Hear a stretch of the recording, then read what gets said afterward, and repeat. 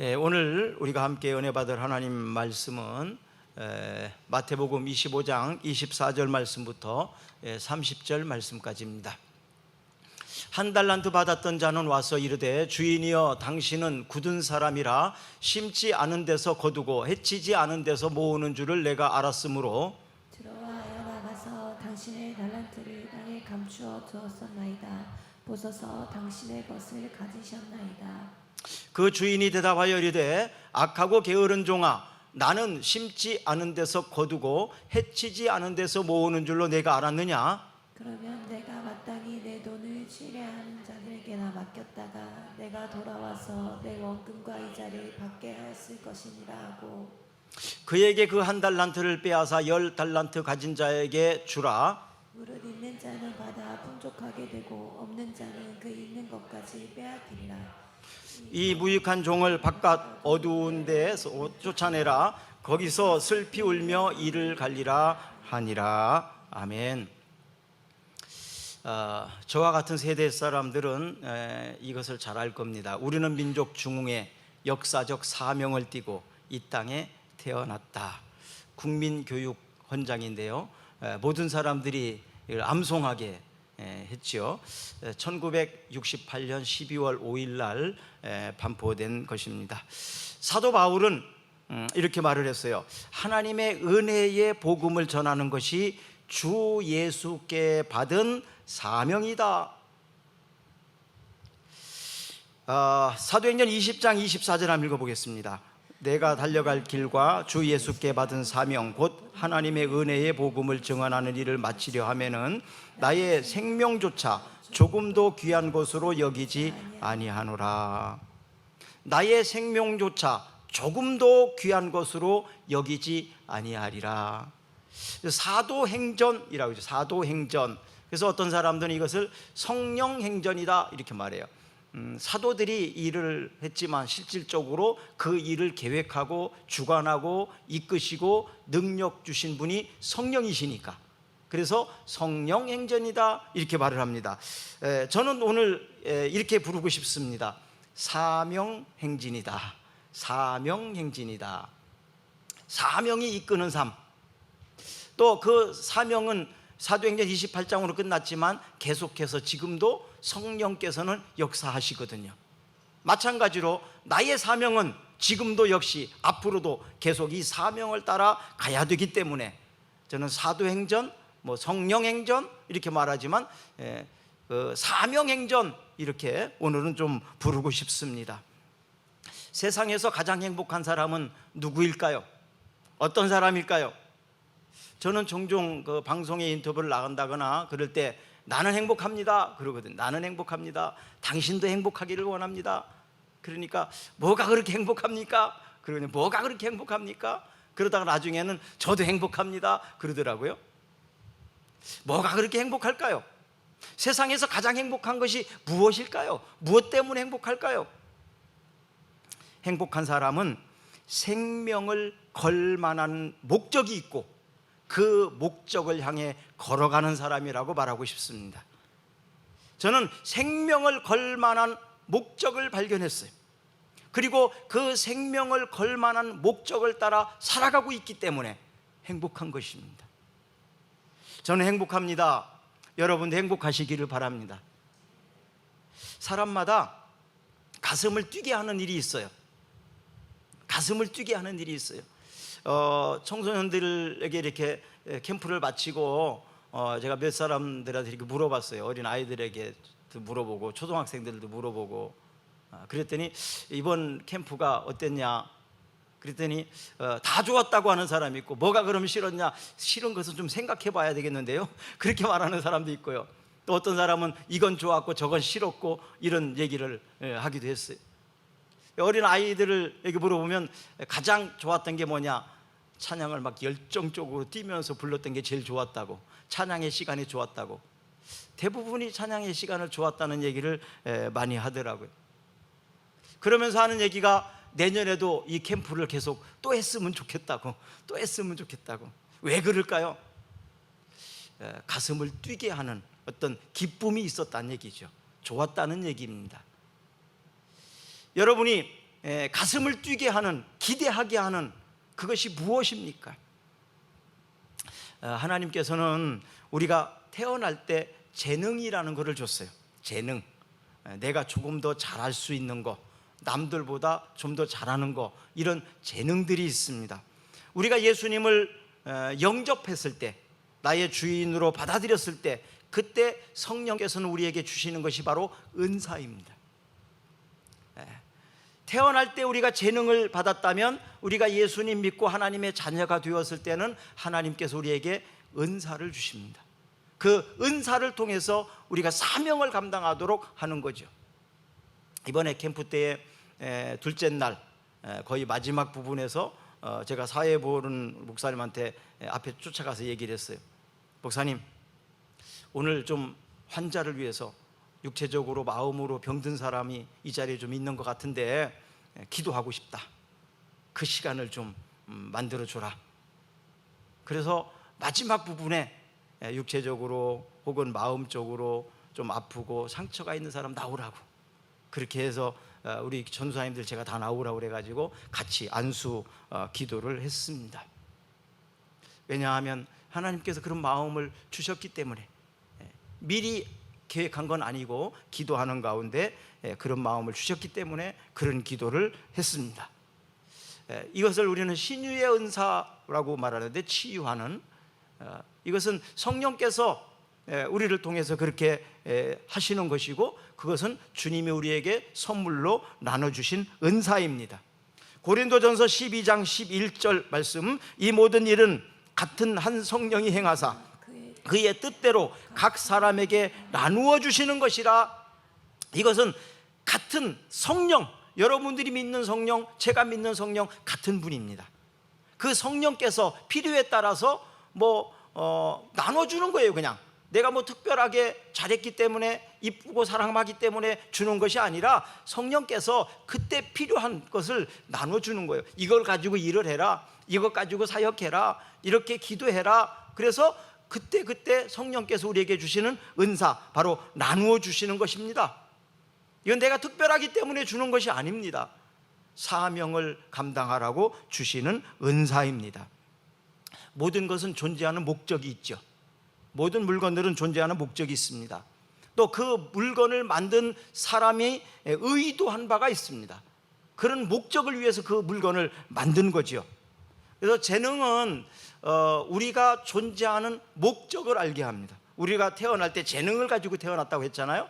그 재능은 바로 우리가 이 땅에서 어떻게 살아야 되는지, 바로 그 목적, 존재의 목적을 알게 하는 것이 바로 재능이에요. 그래서 그 재능을 잘 발휘하고 살면 내가 존재의 목적을 잘 드러내면서 살 수 있습니다. 또 목적 달성을 위해서 물건이 가치 있게 또 영광스럽게 사용되게 되려면 바로 이 재능과 세상에서 필요한 그것이 딱 만날 때, 그리고 세상에서 필요했는데 내가 마침 그 재능을 가지고 있으면 그 재능이 가치 있게 보이게 된다, 이 말이죠. 캠프를 한다거나 이런 때는 영상 장비가 반드시 필요하죠. 그러나 캠프가 아니고 그냥 있을 때에는 그 영상 장비는 아무런 소용이 없겠죠. 그냥 물건이고 그냥 아무 필요가 없는 그냥 자리만 차지하고 있는 것일 수 있어요. 그러나 그 캠프에는 악기들이나 영상 장비나 이런 것들이 필요한 거죠. 그런 때 그것이 사용된다면 아주 귀하게 쓰임받는 가치 있는 물건이 되는 거죠. 이번 캠프를 보면서 영상 이런 장비를 보니까 어마어마하게 그 공간이나 모인 숫자나 이런 것에 비하면 너무나 과하게 준비가 됐더라고요. 영상을 봐서 알겠지만 사각지대가 없어요. 우리 지금 카메라는 2대 있잖아요. 여기 있고 옆에 하나 있고 2대밖에 없습니다. 그런데 거기에 우리 캠프 때 가지고 온 카메라는요, 앞에 뒤에 옆에 이렇게 해서 사각지대가 하나도 없을 정도로 뺑 돌아가면서 다 카메라가 설치가 되어 있었어요. 이거 엄청난 장비죠. 어마어마한 장비입니다. 거기에 따르는 인력이나 또 거기에 따르는 여러 가지 물건들, 우리 효찬이가 그러더라고요. 그 영상 장비에 설치되는데 전기 케이블 이런 선을 합치면 1kg가 넘을 거라고. 그렇게 어마어마하게 장비를 준비해서 했습니다. 근데 그 물건들이 바로 그렇게 귀하고 가치 있게 쓰임 받으니까 그건 소중한 존재가 되는 거죠. 마찬가지로 우리가 아직은 재능들, 은사들이 이렇게 가치 있게 쓰임 받을 때 소중하게 되는 것입니다. 모든 사람들은 태어날 때 재능을 가지고 태어났다고 그랬잖아요. 여러분들이 그 재능을 잘 발휘하게 된다면 여러분들은 가치 있고 소중한 사람이 되더라. 여러분들이 이렇게 하나님께서 여러분들을 통해서 일하시는 소중한 가치 있는 존재가 되기를 주의 이름으로 축복합니다. 이 모든 것들은 하나님의 계획에 의해서 이루어지고 있다는 것입니다. 하나님의 계획하심이 있다는 겁니다. 그 하나님의 계획하심에 따라 때를 따라 내가 준비되었다가 그때 딱 쓰임받을 수 있어야 된다는 거죠. 그래서 평상시에 우리가 잘 준비하고 있어야 됩니다. 에스더 4장 14절을 한번 읽어보겠습니다. 이때에 내가 만일 잠잠하여 말이 없으면 유다인은 다른 데로 말미암아 노임과 구원을 얻으려니와 너는 내 아버지 집을 멸망하리라. 내가 왕후의 자리를 얻은 것이 이때를 위함이 아닌지 누가 알겠느냐 하니, 에스더가 왕비가 된 것은 바로 자신의 민족 유다 민족을 살리기 위해서 하나님이 미리 왕으로 세워놓으셨다. 그러니까 너는 그 사명을 위해서 네가 왕비가 된 거야. 그러니 그 사명을 감당해야 된다 지금. 그런데 만약에 네가 지금 그 사명을 감당하지 않는다면 하나님은 너 말고 다른 사람을 통해서 일하실 거야. 이건 대단한 무서운 말씀이기도 하죠. 존재의 목적을 아는 사람과 모르는 사람의 태도가 여기에서 갈릴 것입니다. 오늘 본문에 보면 어떤 주인이 타국으로 떠나면서 종들에게 재능을 따라서 달란트를 맡겨주십니다. 어떤 이에게는 5달란트를 맡겼고요, 또 한 종에게는 2달란트를 맡겼고요, 또 한 종에게는 1달란트를 맡겼습니다. 그런데 5달란트 맡은 사람과 2달란트를 받은 사람은 주인의 의도에 따라서 열심히 장사해서 2배로 갑절로 이윤을 남겼습니다. 그래서 주인이 돌아왔을 때 5달란트 받은 사람은 10달란트를 주인 앞에 가져왔고요, 2달란트 받은 사람은 4달란트를 주인 앞에 가지고 나왔습니다. 그런데 1달란트 받은 사람은 1달란트 그대로 가지고 왔습니다. 그때 주인이 말하기를 5달란트 받은 자와 2달란트 받은 자에게는 조금도 다르지 않게 착하고 충성된 종아, 참 잘했다, 그러면서 칭찬을 했습니다. 그런데 1달란트 받은 자에게는 악하고 게으른 종아, 그러면서 책망을 하시고 그 1달란트 주었던 것을 빼앗아 5달란트 받은 자에게 갖다 주는 장면입니다. 자, 25장 21절 한번 읽어봅니다. 그 주인이 이르되 잘하였도다. 착하고 충성된 종아, 내가 적은 일에 충성하였음에 내가 많은 것을 내게 맡기리니 내 주인의 즐거움에 참여할지어다 하고. 23절이요. 그 주인이 이르되 잘하였도다. 착하고 충성된 종아, 내가 적은 일에 충성하였음에 내가 많은 것을 내게 맡기리니 내 주인의 즐거움에 참여할지어다 하고. 그렇죠? 2달란트 받은 자와 5달란트 받은 자는 차이가 거의 없을 정도로 동일하게 칭찬을 하며 또 보상을 약속하십니다. 자, 1달란트 받은 사람은 이 주인에 대하여 오해를 했다고 했습니다. 어떤 오해를 했을까요? 주인은 차별하시는 분이다라는 오해를 하지 않았을까요? 누구는 5달란트를 주고 누구는 2달란트 주고 나는 뭐야 1달란트밖에 안 주고, 이런 어떤 차별에 대한 섭섭함이 있을지도 모르겠습니다. 그 말에 우리는 또 어떤 사람은 공감을 하고 동의하는 사람이 있을지 몰라요. 에게 겨우 1달란트? 그런데 여러분, 1달란트가 에게가 아닙니다.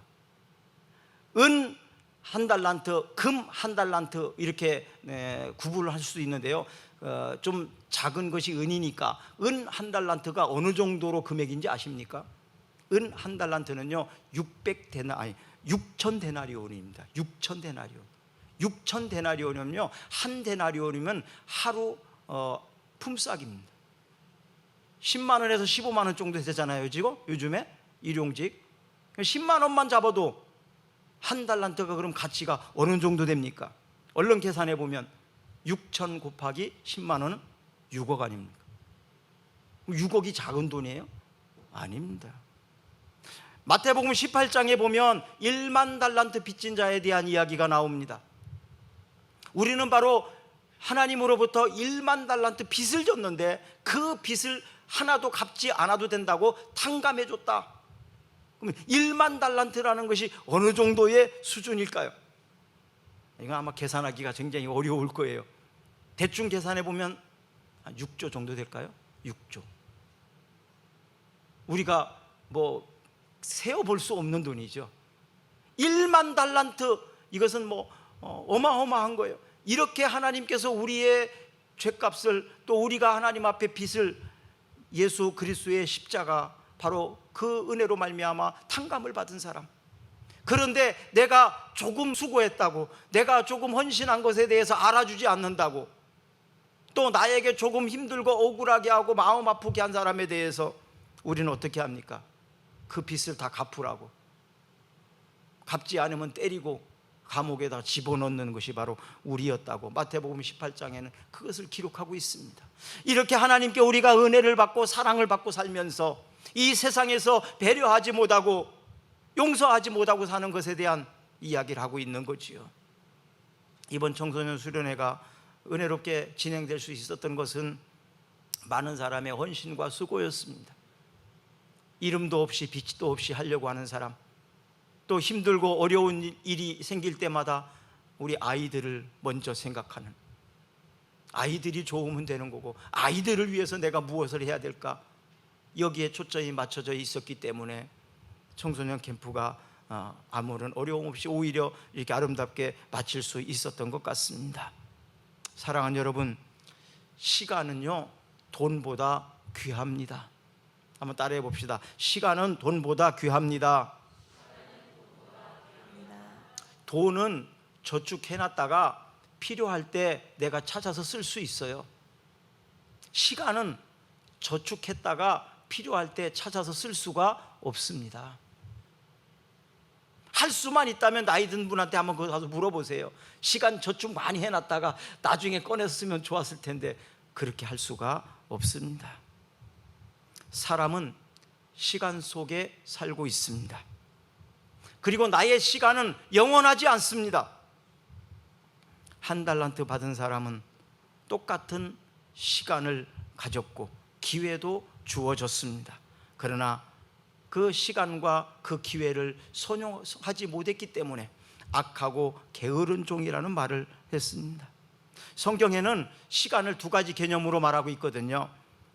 크로노스와 카이로스 이렇게 구분되어져 있는데, 카이로스적 시간적 계산에 의한다면 아무리 바쁘게 살고 열심히 살았어도 그 시간을 가치 있게 사용하지 못했다면 그는 게으른 사람이라고, 아무 일도 하지 않은 사람하고 취급을 합니다. 모든 것은 때가 있습니다. 열처녀의 비유를 통해서 우리가 그 때를 어떻게 선용해야 되는지를 가르쳐주고 있습니다. 지혜로운 다섯 처녀는 신랑이 올 것을 미리 대비해서 등에다가 기름을 가득 채워서 준비하고 기다리고 있었어요. 그런데 미련한 지혜롭지 못한 처녀들은 등은 가졌지만 등에 기름을 넣지 않고 기다렸어요. 신랑이 생각해도 보다 늦게 왔습니다. 어두워졌습니다. 그러니까 지혜로운 5명의 처녀는 이미 등에다가 기름을 채워놨기 때문에 등에 불을 켜고 즉시 신랑을 맞으러 나갈 수 있었어요. 그러나 지혜롭지 못한 미련한 5명의 처녀는 그때에서 비로소 등에 기름을 좀 채우려고 하니 그 늦은 시간에 어디 가서 기름을 준비하겠습니까? 그러니까 5명의 그 사람에게 가서 우리에게 좀 기름을 나눠달라고 요구합니다. 그러나 그것은 받을 수가 없었습니다. 결국 기름을 찾아서 헤매고 있는 사이에 신랑은 왔다가 떠나버렸습니다. 기회는 지나가 버린 것입니다. 무엇을 위해서 여러분 열심히 그렇게 살아가고 있습니까? 무엇에다가 그렇게 힘을 기울이고 있습니까? 그것이 가짜라면 얼마나 공허하겠습니까? 지나온 세월이, 지나간 시간들이 얼마나 허황됐겠습니까? 사랑하는 여러분, 에베소서 5장 15절 16절에는 이렇게 말하고 있습니다. 그런즉 너희가 어떻게 행할지를 자세히 주의하여 지혜 없는 자같이 하지 말고 오직 지혜 있는 자같이 하여 세월을 아끼라. 때가 악하니라. 여기에서 시간을 잘 활용하는 사람, 지혜롭게 활용하는 사람, 이런 사람들을 지혜 있는 사람이라고 말하고 있습니다. 토마스 카라일은 이렇게 말을 했습니다. 사람들이 삶에서 가장 중요한 문제는 이 세상에서 자기가 해야 되는 일을 찾아내는 것이다. 자기가 무엇을 해야 되는지를 찾아내는 것, 이것이 가장 중요한 문제다. 그래서 내가 해야 될 일이 무엇인지 이걸 알고 있는 사람입니다. 저는 이 세상에서 가장 유식한 사람, 지식이 많은 사람을 누구라고 꼽느냐고 하면 저는 하나님을 아는 사람이라고 말하고 싶습니다. 하나님을 아는 것이 지식의 근본입니다. 아멘. 하나님을 여러분 알고 계십니까? 하나님이 나를 향한 계획이 무엇인지를 알고 있습니까? 하나님이 내가 어떻게 살기를, 내가 무엇을 하면서 살기를 원하시는지 알고 있습니까? 이것이 가장 위대한 지식을 가진 지식인입니다. 그래서 하나님을 알지 못한다면 유식한 게 아닌 무식한 겁니다. 내가 무엇을 해야 되는지 아는 것, 이게 굉장히 중요한 거예요.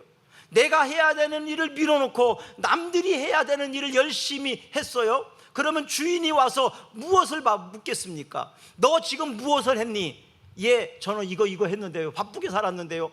그럼 주인이 뭐라고 그럴 거예요? 내가 너한테 하라고 한 일을 맡긴 것은 안 하고 남의 일은 너는 했지 않냐? 넌 아무것도 안 한 거다. 아니, 나 많이 일했다니까요. 뭘 했다는 거예요? 내가 해야 될 일이 있어요. 내가 해야 될 일을 하고, 그러고 조금 더 열심히 부지런히 하고 남의 일을 돕는 것이 가능한 거지, 내 일을 안 하고 남의 일을 하는 것은 잘하는 게 아니다 이 말이에요. 변명할 수도 없는 일입니다, 그것은.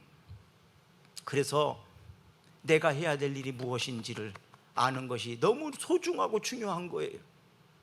그래서 하나님이 나에게 무엇을 하라고 명하셨는지를 알아야 된다 이 말입니다. 또 아리스토텔레스는 이런 말을 했어요. 당신의 재능과 세상의 필요가 교차되는 곳에 당신의 사명이 있다. 내가 가진 재능과 세상이 필요로 하는 것이 딱 만나는 그 순간, 그게 바로 사명이라는 거예요. 에머스는 또 이렇게 말을 했습니다. 모든 사람에게는 천직이 있다. 천직에서 가장 중요한 것이 재능이다. 그러면서 재능이 곧 사명이다, 이렇게 말을 했습니다. 재능이 곧 사명이다. 최고의 지식은 무엇이라고요? 하나님을 아는 것입니다. 하나님의 계획과 뜻과 특별히 나를 통한 계획이 무엇인지를 알고 사는 것입니다. 최고의 성취는 무엇일까요? 하나님의 뜻을 행하는 것입니다. 자, 그렇다면 내 인생의 목표는 성공이 아니라는 겁니다. 근데 너무나 많은 사람들이 착각을 하고 있어요. 성공이 곧 목표다. 하지 못하면 실패하는 거다. 아니에요. 성공이 아니라 하나님이 주신 사명을 완수하는 것입니다. 좀 차이가 있지요. 마라톤을 하는데 1등 한 사람만 잘하는 걸까요? 그럼 2등, 3등은 뭘까요? 그러면 1등 한 사람만 행복하고 2등, 3등 그 위에 사람들은 다 불행한 겁니까? 아닙니다. 성공이 아니라 하나님이 주신 사명을 완주하는 겁니다. 그러면 그 하나님의 사명을 완수하는 일에 있어서 어떤 자세, 어떻게 하는 걸까요? 이게 좀 좋은 또 질문이 되겠죠. 이번 캠프 때 많은 분들이 하나님 만나야 된다고, 예수님 만나야 된다고, 기도문을 열어달라고 기도해야 된다고. 그러니까 학생들은 그 얘기를 듣고요, 어떤 학생은 그랬대요. 기도하는 내내 시간 하나님 기도의 문을 열어주십시오 200번을 외쳤대. 200번을 하나님 기도의 문을 열어주십시오, 그것만 했대. 근데 문이 안 열렸대요. 기도의 문이 어떻게 열리는지를 모르고 있었던 거죠. 문이 아닌 곳에 벽에 가서 두드리고 문 열어달라고 했는지도 모르고요, 이미 문이 열렸는데도 모르고 계속 열어달라고 그랬는지도 모르고, 하여튼 뭐 여러 가지가 이유가 있었겠죠. 우리 선생님들이 아이들 눈높이에서 지금 하지 못하는 부분이 많이 있었구나. 기도의 문을 열어달라고는 말을 했지만 어떻게 기도의 문이 열리는 것이고 어떻게 하는 것을 구체적으로 짚어주지 못했다는, 그래서 그 부분을 좀 만들어줘야 되지 않을까 생각이 듭니다. 사명을 감당하는 일에 있어서 한 달란트 받은 사람이 오해하는 것 또 있어요. 차별이라는 것 말고, 방금 말했던 대로 한 달란트의 가치가 6억 정도 된다면 적은 돈이 아니잖아요. 그걸로 가지고 장사하다가 실패한다거나 손해를 본다면 어떻게 하지? 이건 내가 잘못 보관하고 있다가 도둑 맞거나 강도에게 빼앗기면 어떻게 하지? 이런 두려움을 가질 수도 있을 것이라고 생각해 보았습니다. 그래서 이 한 달란트 받은 사람은 그 두려움 때문에 아무도 모르는 곳에 땅에다가 묻어놨어요. 숨겨놨어요. 그랬다가 주인이 왔을 때 얼른 가서 땅에 묻어놓은 것을 가져다가 주인에게 갖다 준 거예요. 어떻게 보면 이 사람이 그랬다면 뭐가 그렇게 큰 잘못인가? 잃어버리지 아니하고 손해보지 아니하고 그대로 갖다 줬으니까, 맡긴 거대로 갖다 줬으니까. 근데 이것은 오해한 것입니다.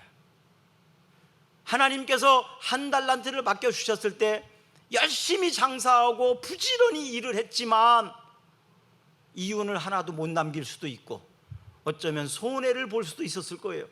그러면 하나님께서는 그 이윤을 남기지 못한 것과 손해본 것에 대해서 책임을 물었을까요? 주인이 그런 분이었을까요? 제가 주인의 입장이라면 저는 책임을 묻지 않습니다. 그리고 주인이 가진 재물에 비하면 그 한 달란트는 사실 아무것도 아닙니다. 있어도 되고 없어도 되는 거예요. 그 주인이 한 달란트를 맡긴 의도를 오해한 것입니다. 우리가 어떤 일을 하다가 실수하고 손해보고 잘못되면 어떻게 하지? 걱정하지 마십시오. 염려하지 마십시오. 주인은 열심히 하려고 하다가 실수하는 것보다 아무것도 안 하는 것을 더 싫어하십니다. 그래서 어떤 일을 할 때 원망 없이 하셔야 되고요, 원망 들을 일도 없이 하는 게 중요합니다. 예수님께서 요한복음 17장 4절과 5절에 이렇게 말하고 있습니다. 아버지께서 내게 하라고 주신 일을 내가 이루어 아버지를 이 세상에서 영화롭게 하였사오니 아버지여, 창세전에 내가 아버지와 함께 가졌던 영화로서 지금도 아버지와 함께 나를 영화롭게 하옵소서. 예수님이 이 땅에 와서 하신 일이 여러 가지로 많이 있는데 예수님이 진짜로 해야 될 일, 진짜로 하고 싶었던 일이 뭐냐 하면 십자가를 지고 돌아가시는 것이었습니다. 그래야 그걸로 말미암아 아버지의 뜻이 이루어지고 수많은 영혼들이 구원받는 일이기 때문에, 그래서 십자가를 지셨기 때문에 이제는 아버지의 뜻을 내가 완수했다 이렇게 말하고 있는 것입니다. 그러니 아버지여 나를 영화롭게 하옵소서. 아버지께서 이 세상에서 내게 맡긴 일을 내가 다 완수하고 심부름을 다 끝내고 아버지께 왔습니다, 그렇게 말하는 것입니다. 사랑하는 여러분, 우리가 주님 앞에 가는 날 하나님께서 저에게 또 여러분에게 맡겨진 일 완수하고 주님 앞에 섰을 때 시키신 일 제가 다 했습니다, 그렇게 말할 수 있는 우리들이었으면 좋겠습니다. 그렇게 하고 돌아갈 수 있기를 주의 이름으로 축복합니다. 그 일이 완수되기 전에는 내가 죽을 수 없는 겁니다. 죽을 걱정도 할 필요도 없는 것입니다. 바울은 로마에 가서 내가 복음을 전할 것이다, 하나님께서 내게 그렇게 사명을 주셨다. 그러니 로마에 가서 복음을 전하기 전에는 나는 죽지 않는다. 풍랑을 만나서도 불뱀에 물려서도 괜찮다. 어떤 위험이 온다 할지라도 걱정하지 않았습니다. 두려워하지 않았습니다. 왜? 하나님이 내게 맡기신 것은 로마에 가서 복음을 전하라고 하셨고 그것을 나를 통해서 하실 것이니까. 이것이 바로 하나님이 주신 사명에 따라가 살아가는 사람의 태도입니다. 그래서 이런 사람은 죽음이 두렵지 않습니다. 사람들의 칭찬과 사람들의 책망 이런 것들에 대해 그렇게 개의치 않습니다.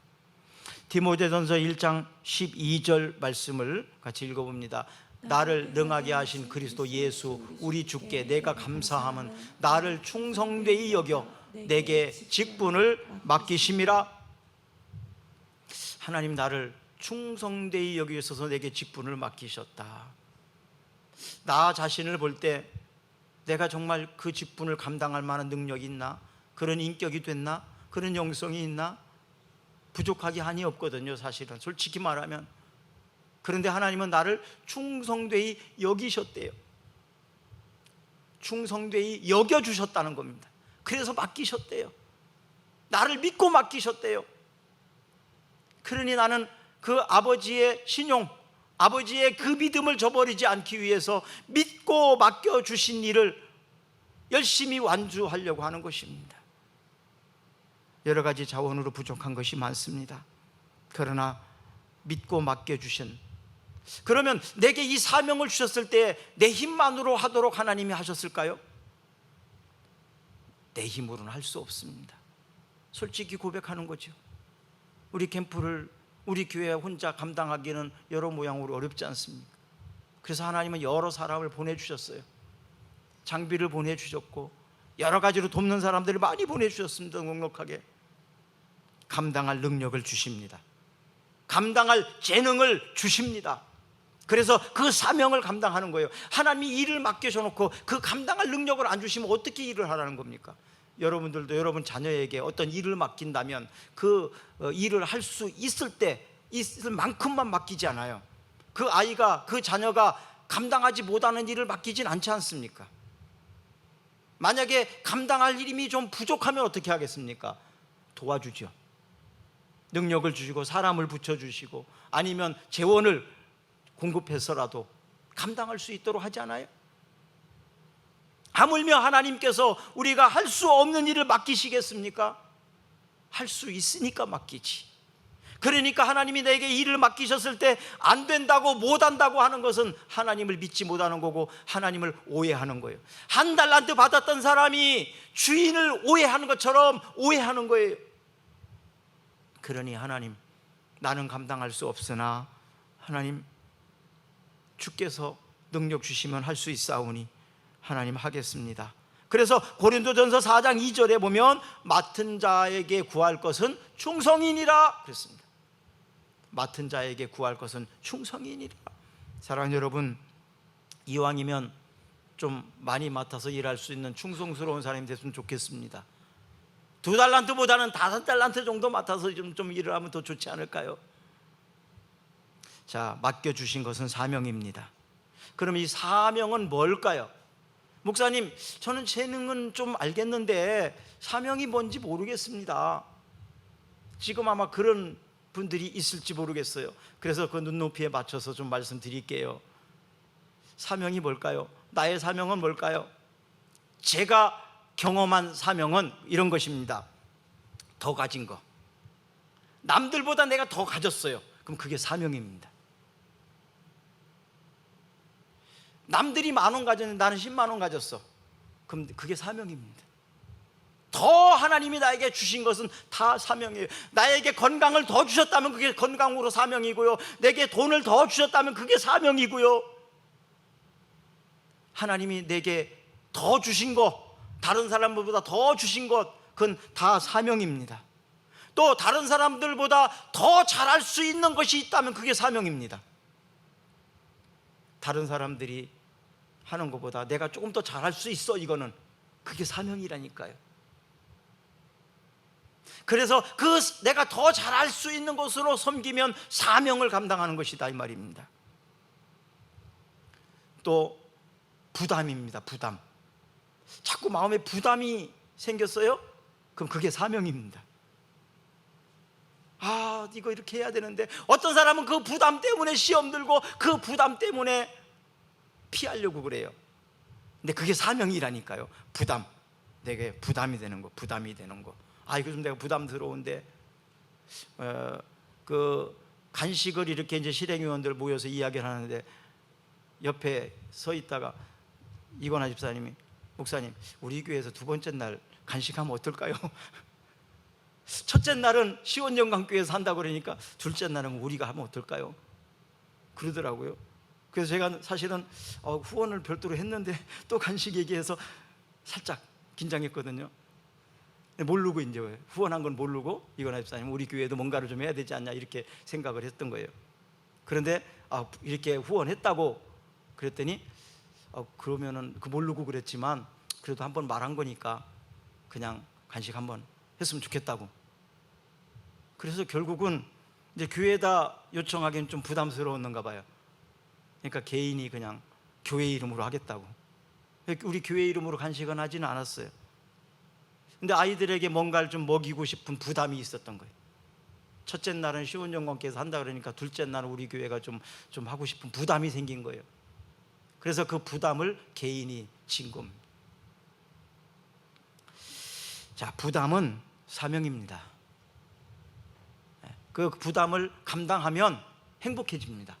그런데 부담 온 것을 감당하지 않고 피해버리면 계속 부담으로 남습니다. 짐으로 남습니다. 그러니까 얼른 하는 게 좋은 거예요. 부담은. 또 더 잘 보이는 것도 사명이더라고요. 남들은 안 보이는데 특별히 자기에겐 보여요. 자꾸 눈에 거슬려요. 그럼 그게 사명인 겁니다. 근데 사람마다 이게 보이는 게 다르거든요. 이 현수막 이렇게 잘 만들었는데 뒤에 가운데 이렇게 길게 하다 보니까 줄이 생겼잖아요.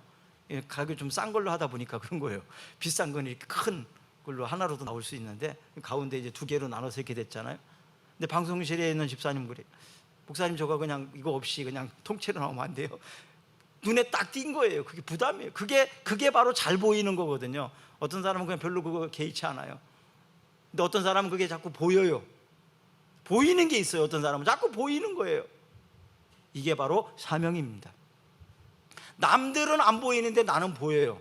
그게 사명입니다. 자, 여러분들의 사명은 무엇입니까? 다른 사람보다 더 가진 게 사명입니다. 잘할 수 있는 것이 사명입니다. 부담이 사명입니다. 잘 보이는 것이 사명입니다. 하나님은 우리가 가지지 않은 것을 요구하지 않습니다. 할 수 없는 것도 요구하지 않습니다. 내가 재능을 또 은사를 가지고 섬기다가 실수하거나 손해봐도 하나님 그 책임을 묻지 않아요. 내가 얼마나 열심히 사명을 따라 충성스럽게 했느냐가 중요합니다. 자, 조용히 눈을 한번 감으십시다. 하나님으로부터 위대한 일을 기대하는 교회가 되었으면 좋겠습니다. 하나님으로부터 위대한 일을 기대하는 여러분들이 되시기를 축복합니다. 하나님을 위하여 위대한 일을 시도하는 우리 교회가 됐으면 좋겠습니다. 하나님을 위하여 위대한 일을 시도하는 우리 모두가 되었으면 좋겠습니다. 부지런하여 게으르지 말고 열심을 품고 주를 섬기라고 하신 그 말씀에 따라서 다시 한번 열심을 결심합니다. 하나님 나를 도우시고 내게 주신 사명 감당하다가 주님 앞에 충성스러운 일꾼으로 서게 하옵소서. 예수님 이름으로 기도드리옵나이다. 아멘.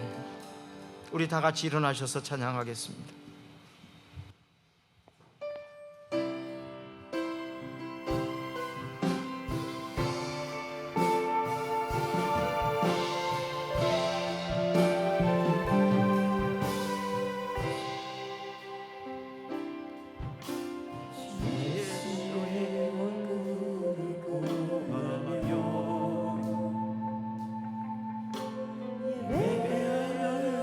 세대이로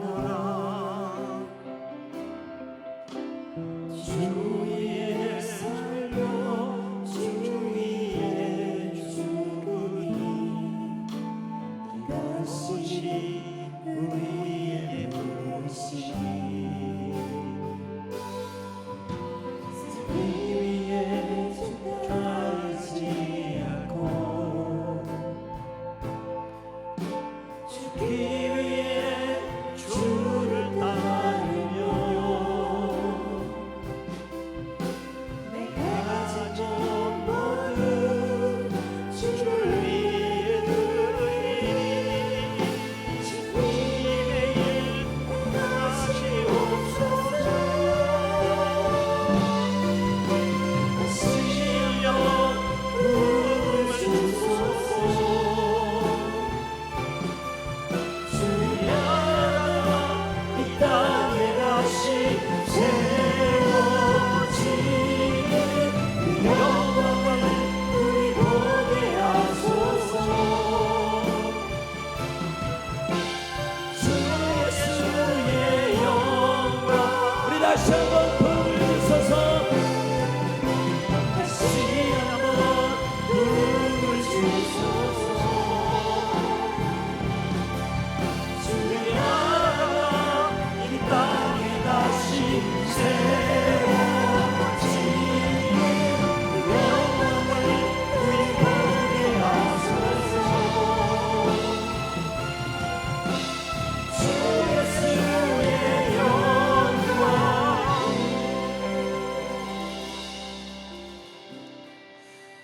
지금은 죄악의 형벌에서 우리를 구원하기 위하여 십자가에 달려 돌아가심 하신 하나님의 그 놀라우신 은혜와 예수 그리스도의 크신 사랑과